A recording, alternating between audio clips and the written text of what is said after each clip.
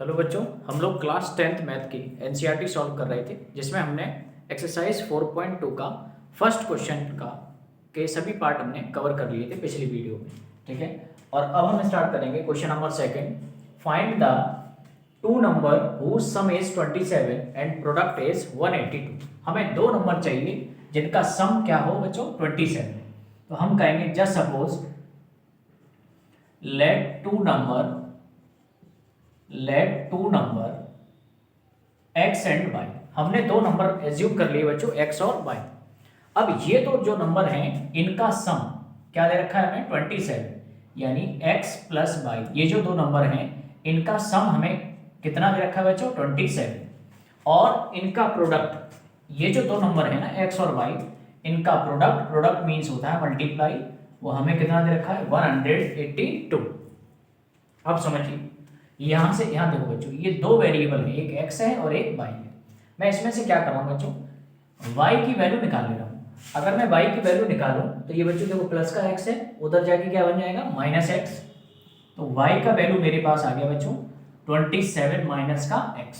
अब ये जो y की वैल्यू आई है इसको हम इस इक्वेशन में रख देते हैं। तो यहां बनेगा x इंटू वाई की वैल्यू क्या है यहाँ पर 27 minus x is equal to 182। अब हम यहाँ देख रहे हैं जब हम x का मल्टीप्लाई 27 में कराएंगे तो यहाँ बनेगा 27 इंटू एक्स। इसी तरह से जब हम x का मल्टीप्लाई x में कराएंगे तो ये बनेगा माइनस का एक्स स्क्वायर इक्वल टू 182। अब सुने बच्चों, इस इक्वेशन को मैं थोड़ा इधर लिख दे रहा हूँ। यहाँ देखें, ये जो माइनस एक्स स्क्वायर है अगर हम राइट हैंड साइड में लेके जाएंगे तो ये बन जाएगा उधर जाके प्लस का एक्स स्क्वायर। ये माइनस एक्स स्क्वायर है, उधर जाके प्लस का एक्स स्क्वायर। ऐसे ही ये प्लस का 27 उधर जाके क्या बनेगा माइनस का 27 इंटू एक्स, और उधर पहले से 182 है प्लस का, और लेफ्ट हैंड साइड में फिर क्या बन जाएगा बच्चों 0। हमारे पास क्वाड्रेटिक इक्वेशन आ चुकी है x square minus 27 into x plus 182। ठीक है, अब हमें इस क्वाड्रेटिक इक्वेशन को सॉल्व करना है, और सॉल्व करके हमें वैल्यू चाहिए। देखो कैसे, अब समझिए, फैक्टराइजेशन मेथड लगाओ बच्चों। एक्स स्क्वायर के आगे देखो क्या लिखा है 182 के आप फैक्टर कर लें बच्चों।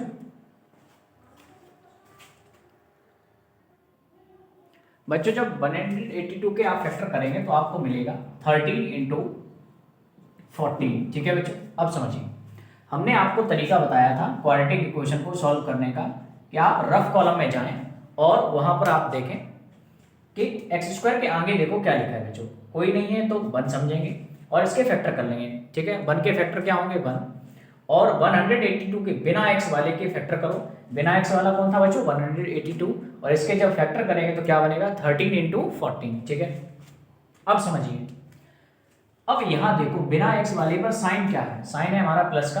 तो अब इसमें एक चीज लिखो, इनमें क्या प्लस करें कि ये बीच वाला टर्म यानी कि 27 बन जाए। अब समझिए, इन फैक्टर में क्या प्लस करें कि 27 बन जाए। अब ये क्या प्लस करें, ये प्लस कहां से आया है बच्चों, ये जो कांस्टेंट है ना ये बिना एक्स वाला, इसके सामने देखो साइन क्या है प्लस है। अगर यहाँ प्लस हो तो यहाँ लिखोगे आप क्या प्लस करें, और अगर यहाँ माइनस हो तो यहाँ लिखें क्या माइनस करें। तो अभी फिलहाल प्लस है तो यहाँ लिखेंगे क्या प्लस करें कि 27 यानी बीच वाली संख्या बन जाए। और ये काम जो है ये रफ में करना है। ठीक है, ये कहाँ करना है बच्चों रफ में। ठीक है, अब समझिए, तो हम यहाँ पर देख रहे हैं अगर मैं 13 का मल्टीप्लाई 1 में कराऊं तो ये बनेगा 13, और ये 14 वैसे का वैसा। इन दोनों को अगर हम प्लस करेंगे तो ये बनेगा 27। क्या बन जाएगा बच्चों 27। अब समझिए, हमें क्या चाहिए था 27x, तो हमें 27 नहीं 27x चाहिए था। तो सब जगह बस आपको x लगा देनी है बच्चों, 13x और 14x। अब हम यहाँ देख रहे हैं कि 27x को मैं क्या लिख सकता हूँ एक्स स्क्वायर वैसे का वैसा। 27x को मैं लिख सकता हूँ 13x plus 14x plus 182 is equal to 0। अब समझिए, ये माइनस है, माइनस का ब्रैकेट में अंदर मल्टीप्लाई कराओ, माइनस का 13x minus plus minus minus का 14x plus 182 is equal to 0। अब बच्चों कॉमन लो, इसमें से इन दो टर्म में से कॉमन लेना है और इनमें से कॉमन लेना है। तो देखें कॉमन कैसे लेंगे। ठीक है,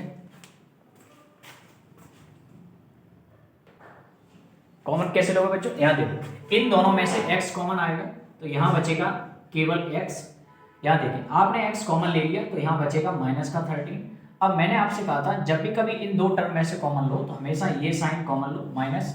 अब क्या ऐसी कोई वैल्यू है जिसका डिवाइड दोनों संख्याओं में जाता हो, 14 में भी चला जाए और 182 में भी चला जाए? आप कहेंगे केवल ऐसी संख्या 14 है। अब समझिए मैंने क्या किया बच्चों, इन दोनों में से एक नंबर कॉमन लिया है जो कि है 14, ठीक है, माइनस लिया मैंने 14 कॉमन लिया तो यहाँ पर बच्चों मैं क्या लिखूंगा x। अब समझिए ये जो प्लस है ये प्लस बनता है बच्चों दो माइनस से, ठीक है, मैंने एक माइनस कॉमन ले लिया तो बचा होगा एक माइनस। अब 14 का डिवाइड जब 182 में दोगे आप तो यहाँ मिलेगा आपको 13 टाइम्स आएगा, ठीक है, इज इक्वल टू 0। अब समझो हम यहाँ देख रहे हैं ये दो ब्रैकेट सेम हो चुके हैं तो जो दो बार ब्रैकेट लिखे उनको एक बार लिखूं x माइनस 13। अब इन पर ब्रैकेट नहीं है तो इनको ब्रैकेट में बैठा लूं यानी कि x, और ना तो माइनस 14 पर ब्रैकेट था तो मैंने इन दोनों लोगों को ब्रैकेट में बैठा दिया, ठीक है बच्चों। अब कहेंगे ऑन कंपेयरिंग, जब हम कंपेयरिंग करेंगे तो कहेंगे पहला ब्रैकेट इक्वल टू 0 और दूसरा ब्रैकेट इक्वल टू 0। यहाँ से हमें x की वैल्यू मिलेगी 13, यहाँ से x की वैल्यू हमें मिलेगी बच्चों 14, ठीक है, x की दो वैल्यू आ चुकी हैं। अब समझिए x की दो वैल्यू आ चुकी हैं और हमने दो नंबर एज्यूम किए थे, एक x और एक y, ठीक है। तो देखें जब x की वैल्यू y क्या था बच्चों हमारा, y था हमारा 27 माइनस का x, यही था ना भाई 27 माइनस का x, ठीक है। तो y की वैल्यू क्या आ जाएगी बच्चों यहाँ से 27, जब x की वैल्यू 13 रखोगे तो यहाँ से मिलेगा y की वैल्यू 14। जब आप x की वैल्यू 14 रखोगे तो यहाँ पर आपको y की वैल्यू क्या मिलेगी 13। तो हम यहाँ देख रहे हैं हमने जो दो क्या नाम है नंबर लेच किए थे x और y, वो हमारे पास क्या आ चुके हैं। जब आप x की वैल्यू 13 रखोगे तो y मिलेगा बच्चों 14 और जब 14 रखोगे आपको x की वैल्यू y की वैल्यू क्या मिलेगी 13। तो आपके क्वेश्चन नंबर 2 का ये आंसर कंप्लीट हुआ बच्चों।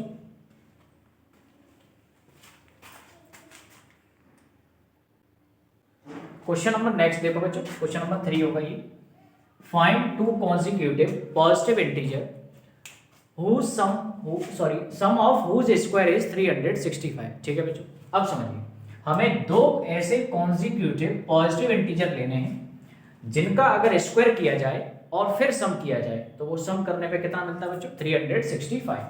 अब समझिए कॉन्जिक्यूटिव का मतलब होता है लगातार। जैसे सपोज आपने कोई नंबर सोचा 14 तो 14 के जस्ट बाद वाला नंबर कौन होगा 15।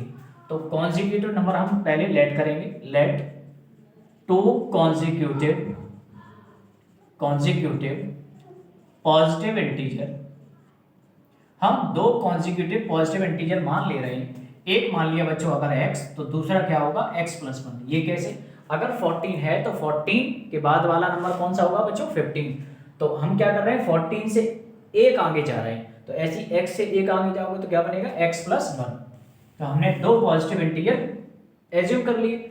अब हमसे ये कहा है the sum of whose square, सबसे पहले इसका स्क्वायर करो। उन्होंने कहा है ये जो नंबर आपने एज्यूम किए इनका एक एक करके स्क्वायर करिए। x का स्क्वायर करोगे, इसी तरह से x प्लस 1 का स्क्वायर करो और स्क्वायर करने के बाद उनका क्या करना है सम, और सम करने पर कितना मिलता है बच्चों 365। अब समझिए ये x स्क्वायर वैसे का वैसा, a प्लस बी का होल स्क्वायर खोलिए। कैसे आप ओपन करेंगे, पहले का स्क्वायर प्लस दूसरे वाले का स्क्वायर, इसी तरह से 2 इंटू पहला व्यक्ति, पहले पे कौन है x, इंटू दूसरा व्यक्ति, ठीक है। ये मैंने आपको फॉर्मूला ऐसे याद करने को बोला था। अब समझिए एक्स स्क्वायर ये क्या बन गया बच्चों 2x स्क्वायर, 1 का स्क्वायर क्या होगा बच्चों 1, 2 का जो मल्टीप्लाई 1 में कराओगे तो हमने कहा 2x equal to 365, 2x square plus 2x। अब देखो प्लस का 1 जब उधर जाएगा तो क्या बनेगा -1, यहाँ जब सॉल्व करोगे 364, 2x square plus 2x is equal to बन गया बच्चों 364। अब समझे अगर मैं 2 का डिवाइड दे दूं दोनों तरफ तो हमें मिलेगा, मैं यहाँ लिख सकता हूँ ऑन डिवाइडिंग 2 बोथ साइड। मैंने दोनों 2 का डिवाइड जो है दोनों साइड में दिया, तो जब 2 का डिवाइड यहाँ दोगे तो ये बनेगा 2x स्क्वायर अपॉन 2, 2x का डिवाइड 2x में 2 का डिवाइड दो, इसी तरह से 364 में भी आप 2 का डिवाइड दो तो जब 2 से 2 कैंसिल होगा तो यहाँ बचेगा एक्स स्क्वायर, 2 से 2 कैंसिल होगा यहाँ बचेगा एक्स, 2 से ये आप कैंसिल करोगे तो ये 2 बन जा 2 और 2 8 जा 16, 2 और 2 2 जा 4, 182। अब समझिए प्लस का 182 है, इधर लेके आओ, ये बन जाएगा बच्चों x square plus x minus का 182 इज इक्वल टू 0। हमने एक क्वाड्रेटिक इक्वेशन बना ली जो कि है हमारे पास x square plus x minus का 182। अब समझो, अब हम इस क्वाड्रेटिक इक्वेशन को सॉल्व करेंगे। यहाँ देखो, यहाँ पे लिख रहे हैं x square plus x minus का 182 इज इक्वल टू 0। बच्चों क्वाड्रेटिक इक्वेशन को सॉल्व करना मैंने कैसे बताया था कि एक्स स्क्वायर के आगे देखो कौन लिखा है बच्चों, तो एक्स स्क्वायर के आगे कोई नंबर नहीं था तो मैंने 1 मान लिया। ये रफ कॉलम थोड़ी देर के लिए यहाँ पे बना लें। अब समझो एक्स स्क्वायर के आगे 1 है, उसके 1 के फैक्टर करोगे तो 1। इसी तरह से बिना एक्स वाले के फैक्टर करो, बिना एक्स वाला कौन है 182, जब 182 के फैक्टर करोगे तो ये मिलेगा 13 इंटू 14। अब समझिए बिना एक्स वाले पर साइन क्या है माइनस का, तो यहाँ देखें क्या माइनस करें कि ये बीच वाला नंबर यानी कि 1 बन जाए, क्या बन जाए 1 बन जाए। तो हम कहेंगे 14 में से अगर 13 बन जाए 13 माइनस कर दोगे तो क्या बन जाएगा 1। तो अब हमें 1 नहीं चाहिए, हमें क्या चाहिए 1x, तो यहाँ भी x लगाओ, यहाँ भी x लगाओ और यहाँ भी x लगाओ। तो हम यहाँ देख रहे हैं हमने 1x यानी कि ये जो मिडिल टर्म 1x है इसको हमने कैसे ब्रेक किया है 14x माइनस का 13x। तो अब हम यहाँ पर सॉल्व करेंगे, 1x को मैं लिख दूंगा बच्चों 14x माइनस का 13x और सब वैसे का वैसा। अब कॉमन लीजिए, इन दोनों में से कॉमन लो, इन दोनों में से कॉमन लो, इन दोनों में से कॉमन क्या आएगा बच्चों x। कॉमन लेने का तरीका मैंने क्या बताया था, छोटी पावर x की कॉमन आती है, तो यहाँ x की पावर 2 है, यहाँ x की पावर 1 है, तो छोटी पावर कौन है बच्चों x। अब कॉमन लो तो यहाँ क्या बचेगा बच्चों, देखें यहाँ पर x के 2 व्यक्ति थे, उसमें से एक व्यक्ति बाहर आ चुका है, तो यहाँ पर अंदर बचेगा x का 1 आदमी, प्लस ऐसे ही आप x कॉमन ले चुके हो तो यहाँ क्या बचा होगा बच्चों 14। अब मैंने आपसे कहा था कि जब भी आप इन 2 टर्म में से कॉमन लो तो हमेशा ये वाला साइन जरूर कॉमन लें, माइनस कॉमन लो। अब क्या x, देखो क्या यहाँ पर x है, क्या यहाँ x है, नहीं, एक जगह x है एक जगह x नहीं है, तो x कॉमन नहीं आएगा। तो अब हम संख्या कॉमन लेंगे। संख्या देखो बच्चों, क्या ऐसी कोई संख्या है जिसका डिवाइड 13 और 182 में दोनों में चला जाए, तो हम कहेंगे ऐसी संख्या है केवल 13। ठीक है बच्चों, 13 जब कॉमन लोगे, देखो हमने क्या किया इस पूरे टर्म में से माइनस कॉमन ले लिया, 13 कॉमन ले लिया, तो यहाँ कौन बचा होगा x, माइनस हम कॉमन ले चुके हैं तो कोई साइन नहीं बचा हुआ यानी कि प्लस। 13 का डिवाइड जब 182 में दोगे तो यहाँ बनेगा प्लस का 14। अब समझो 2 ब्रैकेट हमारे सेम बन चुके हैं, इसका मतलब हम लोग जो सॉल्व कर रहे थे इस क्वाड्रेटिक इक्वेशन को वो सही सॉल्व कर रहे थे। ये जो दो बार ब्रैकेट लिखा है उसको एक बार लिखो। अब यहाँ देखो इस पर ब्रैकेट नहीं है तो मैं क्या करूंगा, इसको ब्रैकेट में बैठा दूंगा, -13 पर भी ब्रैकेट नहीं है, इसको भी ब्रैकेट में बैठा लो, इज इक्वल टू 0। अब यहाँ से आप कहोगे ऑन कंपेयरिंग, जब आप कंपेयरिंग करेंगे तो यहाँ आप कहेंगे पहला ब्रैकेट इक्वल टू 0 और दूसरा ब्रैकेट इक्वल टू 0। यहाँ से आप x की वैल्यू निकालें -14, इसी तरह से यहाँ पर आप x की वैल्यू निकालो 13। अब हमसे ये कहा गया था 2 कॉन्जिक्यूटिव पॉजिटिव इंटीजर। अब समझिए यहाँ पर हमारे पास 2 वैल्यू आ चुकी, एक पॉजिटिव आई और एक नेगेटिव, तो हम नेगेटिव वाली वैल्यू को नेग्लेक्ट कर देंगे। क्यों, क्योंकि ये नेगेटिव है और हमें चाहिए कैसी पॉजिटिव। x की वैल्यू क्या रहेगी बच्चों 13, तो हमारे 2 पॉजिटिव, हमें कितने इंटीजर निकालने थे 2 कॉन्जिक्यूटिव पॉजिटिव इंटीजर। एक था हमारा x, दूसरा क्या था हमारा x + 1, तो पहला तो आएगा x और दूसरा क्या होगा x + 1। x का आंसर हम निकाल चुके हैं 13 और 13 + 1 क्या होगा बच्चों 14। तो यही वो 2 नंबर हैं जिनका अगर स्क्वायर करोगे और फिर सम करोगे तो वो कितना आएगा बच्चों 365। आई होप आपको समझ में आया होगा।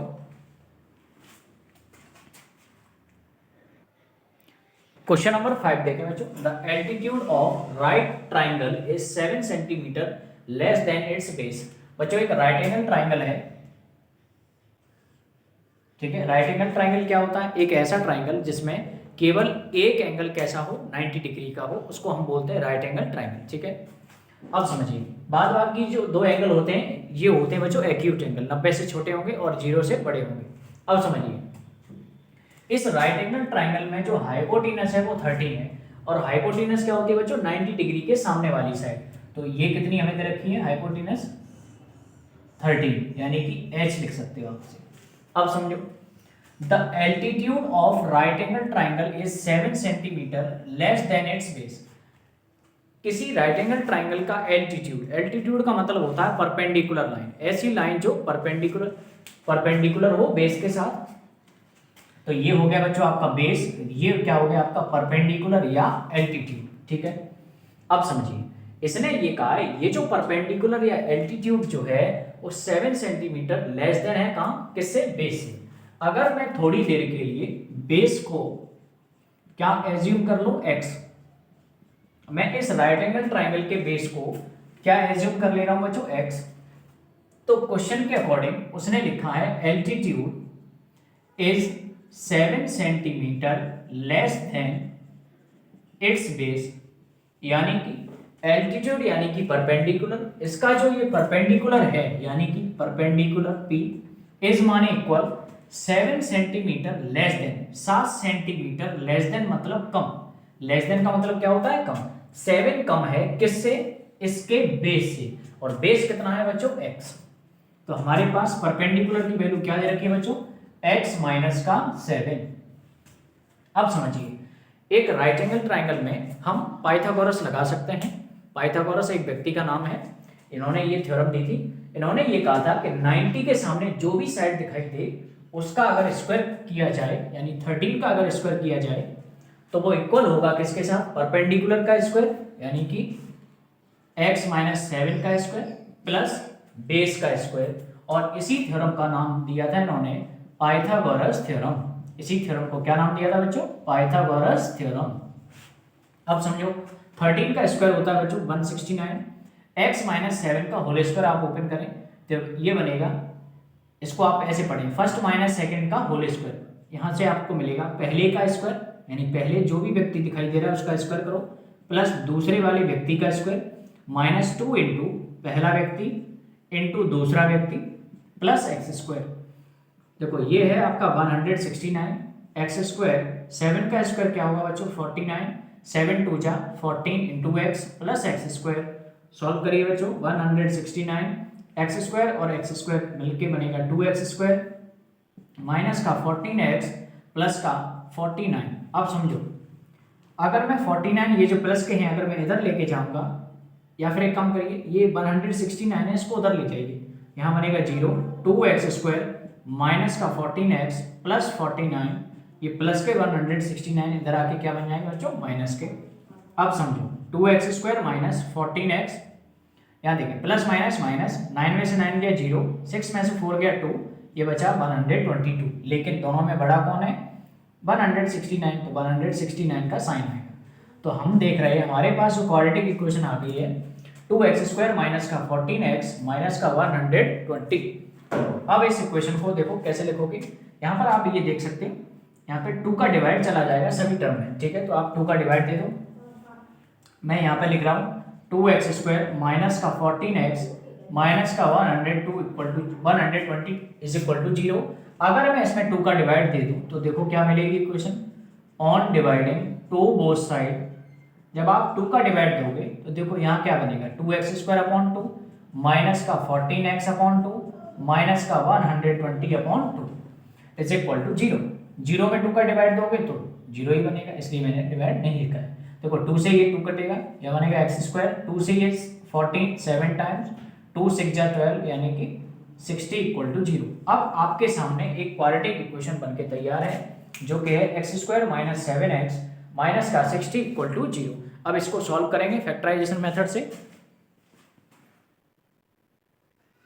सॉल्व करने का तरीका मैंने आपको बताया था कि x स्क्वायर के आगे देखो क्या लिखा होगा बच्चों, x स्क्वायर के आगे लिखा है 1, तो रफ कॉलम बनाएं, रफ कॉलम में जाकर x स्क्वायर के आगे देखो क्या लिखा है उसके फैक्टर लिख लो। तो बच्चों 1 लिखा है, 1 के फैक्टर करोगे तो 1, 60 के फैक्टर करोगे तो ये मिलेंगे 12 इंटू 5, 60 के फैक्टर करोगे तो 12 इंटू 5। अब यहाँ देखो बिना x वाले पर साइन क्या था, माइनस का, तो यहाँ आपको रफ में लिखना है क्या माइनस करें, माइनस साइन कहाँ से लिया, बिना x वाले पर देखो साइन क्या होता है, अगर यहाँ माइनस हो तो माइनस, अगर यहाँ प्लस हो तो प्लस।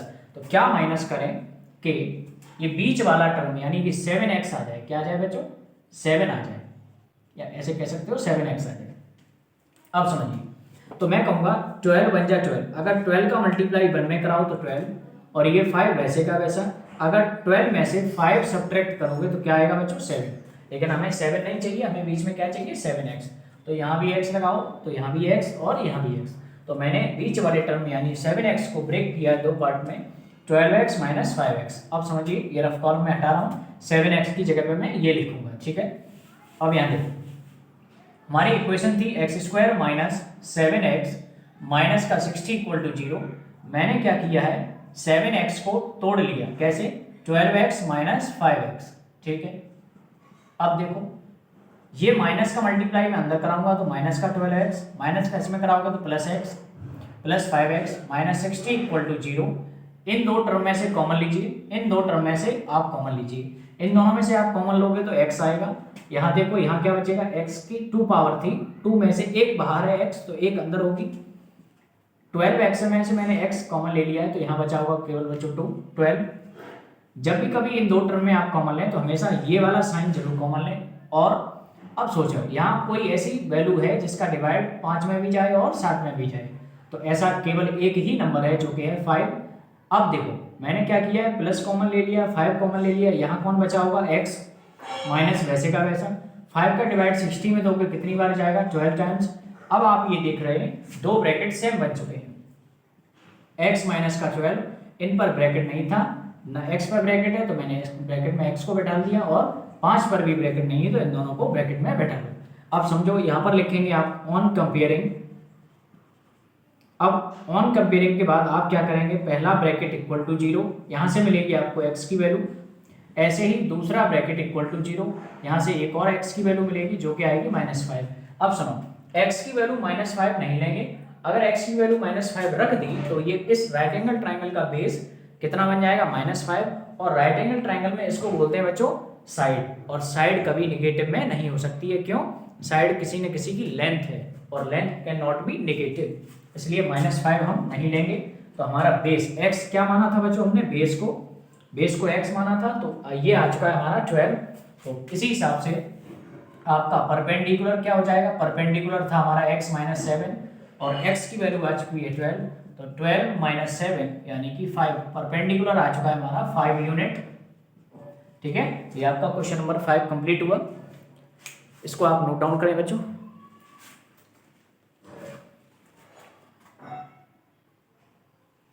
क्वेश्चन नंबर लास्ट देखिए बच्चों, a cottage industry produce certain number of pottery article. Pottery article का मतलब होता है बच्चों मिट्टी के बर्तन। एक किसी इंडस्ट्री में कुछ नंबर ऑफ आर्टिकल प्रोड्यूस किए गए, एक दिन में कुछ नंबर ऑफ आर्टिकल बनाए, ये पता नहीं है कितने article. It was observe that on a particular day the cost of production of each article, मतलब एक जो भी आर्टिकल उन्होंने बनाए उसमें एक आर्टिकल की जो कॉस्ट है वो कितनी है, 3 more than twice the number of article produce on that day, ठीक है। उसके बाद लिखा है if the total cost of production was 90, find the article produce and cost of each article. देखिए हमने मान लिया let the number of article कि उस इंडस्ट्री ने एक दिन में कितने आर्टिकल प्रोड्यूस किए x, हमने ये मान लिया कि उस इंडस्ट्री ने एक दिन में कितने नंबर ऑफ आर्टिकल प्रोड्यूस किए x, number of article produced in a day, एक दिन में कितने आर्टिकल उसने प्रोड्यूस किए x। अब उन्होंने ये कहा है it was observe that the cost of production of each article, यानी कि कॉस्ट ऑफ ईच आर्टिकल, एक आर्टिकल को मैं खिलौना बोल सकता हूं, अगर एक खिलौने की कीमत क्या दे रखी है उसने, वॉज माने आप लगाएंगे, मैंने आपसे कहा था जब भी कभी लैंग्वेज वाला क्वेश्चन हो और उसमें is am are was were, इसका मतलब आप इक्वल से समझ सकते हो। तो कॉस्ट ऑफ ईच आर्टिकल, एक खिलौने की कीमत, cost of each article was का मतलब मैंने क्या लिख दिया यहाँ पे बच्चों, इक्वल 3 मोर देन, 3 ज्यादा, मोर देन मतलब होता है बच्चों ज्यादा, और ज्यादा का मतलब क्या बताया था मैंने, प्लस 3 मोर देन, 3 ज्यादा है किससे, ट्वाइस मतलब होता है बच्चों 2 का multiply, number of article produce on that day, और नंबर ऑफ आर्टिकल ट्वाइस किसका करना है हमें, नंबर ऑफ आर्टिकल प्रोड्यूस। तो नंबर ऑफ आर्टिकल कितने प्रोड्यूस किए गए बच्चों, x। ठीक है, तो कॉस्ट ऑफ ईच आर्टिकल आ चुकी है क्या, 3 प्लस का 2x। अब हमें दे रखा है total cost was 90, total cost कितनी है 90। तो देखिए मान लीजिए आप किसी मार्केट में गए और आपने कहा कि मुझे 5 सेब खरीदने हैं, कितने सेब खरीदने, 5, और एक सेब 20 रुपए का है, तो 5 सेब की कीमत क्या होगी, 20 इंटू 5 यानी कि 100। इसी तरह से मान लीजिए आपको x खिलौने खरीदने हैं और एक खिलौने की कीमत है 3 + 2x, तो आपको टोटल कॉस्ट कितना रुपया पे करना पड़ेगा, एक खिलौने की कीमत में आप जितने खिलौने चाहिए उसका मल्टीप्लाई करा दो। आपको कितने खिलौने चाहिए, x, एक खिलौने की कीमत कितनी है 3 + 2x = 90, मल्टीप्लाई कराओ, x का 3 में कराओगे तो 3x, x का 2x में कराओगे तो ये बनेगा 2x² = 90। अब यहाँ सॉल्व करोगे तो 2x² + 3x, ये प्लस का 90 इधर आके -90 = 0।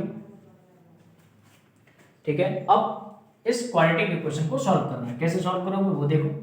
एक रफ कॉलम बनाए, x² के आगे देखो क्या लिखा है 2, 2 के फैक्टर करो, 2 × 1, बिना x वाला देखो कौन है बच्चों 90, 90 के फैक्टर कर लो तो 90 के फैक्टर होंगे बच्चों 5 × 9 × 2। ठीक है, अब यहाँ देखो बिना x वाले का साइन किसका है, माइनस का, तो इनमें क्या माइनस करें कि बीच वाला टर्म यानी कि 3 बन जाए, क्या बन जाए बच्चों 3। अब समझो मैं यहाँ पे आपसे बोलूंगा कि क्या माइनस करोगे बच्चों, 5 × 2 = 10, 10 × 2 = 20, 20 - 9 करोगे तो ये बनेगा आपका 11।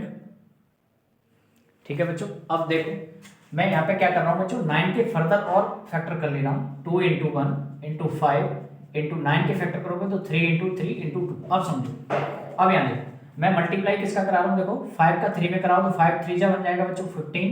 इसी तरह से 2 × 1 = 2, 2 × 3 = 6, इन सबका मल्टीप्लाई कराओगे तो ये बनेगा 3 × 2 = 6, 6 × 2 = 12।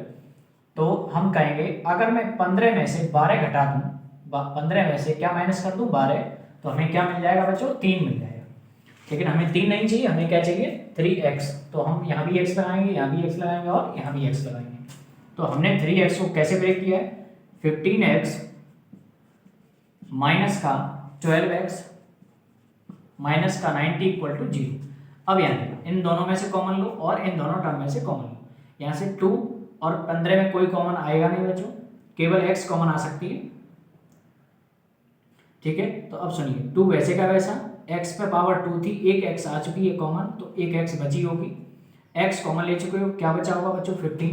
इसी तरह से यहाँ आप क्या कॉमन लोगे, यहाँ आप कॉमन ले सकते हो बच्चों 6, तो जब 6 कॉमन लोगे तो देखो माइनस आपने कॉमन ले लिया, 6 का डिवाइड जब 12 में दोगे तो कितनी बार जाएगा 2 टाइम्स, और x वैसे का वैसा, माइनस आपने कॉमन ले चुके हो तो यहाँ कोई साइन नहीं बचा हुआ यानी +6, 6 का डिवाइड 90 में दोगे तो क्या बनेगा बच्चों 15 टाइम्स = 0। अब हम यहाँ देख रहे हैं 2 ब्रैकेट सेम हो चुके हैं, हमारा आंसर सही है बिल्कुल, 2x + 15, x पर ब्रैकेट नहीं था, -6 पर ब्रैकेट नहीं था, =0 करो। हम कहेंगे यहाँ से पहला ब्रैकेट =0, मैं ये साफ कर दे रहा हूँ,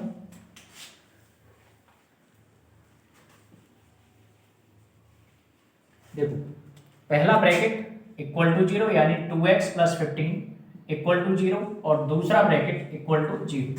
यहाँ से आप जब x की वैल्यू निकालोगे तो यह बनेगी बच्चों -15/2 और यहाँ से x की वैल्यू मिलेगी बच्चों 6। अब समझो x की वैल्यू -15/2 नहीं ले सकते, क्यों, x क्या था नंबर ऑफ आर्टिकल और आर्टिकल नेगेटिव में नहीं होंगे, तो यह वैल्यू आपको नेगलेक्ट करनी है। x की वैल्यू क्या आ चुकी है 6, ये आ चुके हमारे नंबर ऑफ आर्टिकल, क्या आ चुके बच्चों नंबर ऑफ आर्टिकल।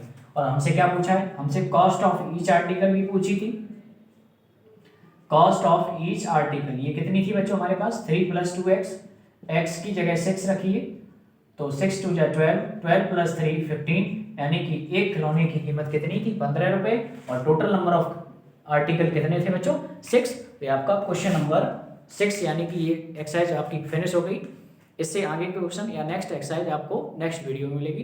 तब तक के लिए thank you so much, bye, take care.